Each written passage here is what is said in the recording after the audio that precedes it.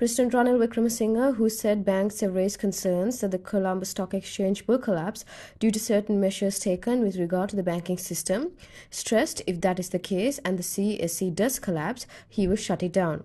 In a special statement during the debate on agreement with the International Monetary Fund in Parliament yesterday, the President said various sectors cannot put conditions at a time when the country is gradually moving forward.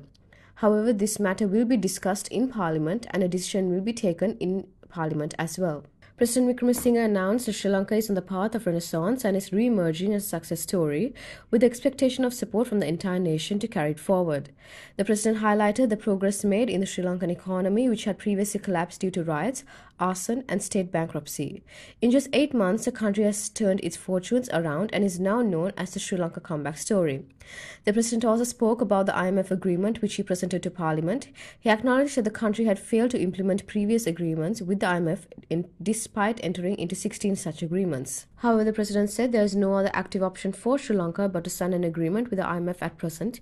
He reassured the public that the restructuring of local debt would not harm members of the Employment Provident Fund. Furthermore, he stated that a social safety net has been implemented to protect low-income earners and create financial stability in the country. With these measures in place, the President is optimistic about Sri Lanka's future and urged the nation to work together towards a brighter future. We have entered into agreements with the IMF 16 times in the past, but we have not fully implemented them.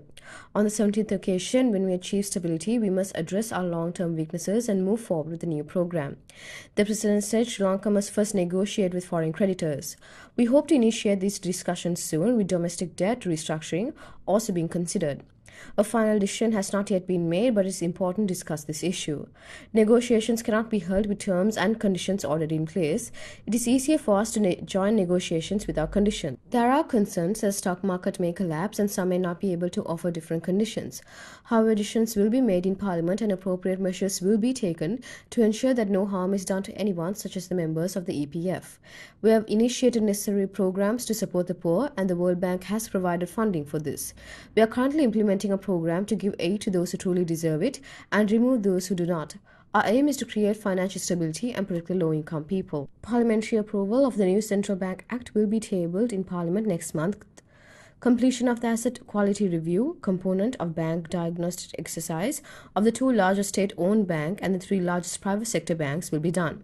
Parliamentary approval of the welfare benefit payment scheme and the application of the new eligibility criteria to identify low-income families will be obtained for receiving welfare benefit payments by end of May. Cabinet approval would be obtained for a comprehensive strategy to restructure the balance sheets of the CEB, CPC, Sri Lankan Airlines and the Road Development Authority by end of June. Cabinet approval also will be obtained for a full revision of the Banking Act by end of June. Also, new anti-competition legislation will be enacted to harmonize it with the United Nations Convention Against Corruption pending comprehensive asset recovery provisions by end of June, the President said. Various restrictions have been imposed to 25 to 30 years, depending on the preferences of each ministry. Let us now look at the economy and decide which limits will be retained and which will be lifted. A highly competitive social fair market system is required. We require a green economy. The economy must be digitalized. There are several activities available for this. Agriculture is being modernized and new industries are being introduced. That is something I will address separately. Now we will have to build the country for 2048. If we do not accomplish this, we would be betraying the country's youth. Their future has been destroyed. Think about the youth of the country. Don't just think about grabbing power only. If this program is not done, none of us will be able to survive in another 2 or 3 years. So I urge everyone to come together to approve of this. After that, we will come together and prepare the set of policies required until 2048.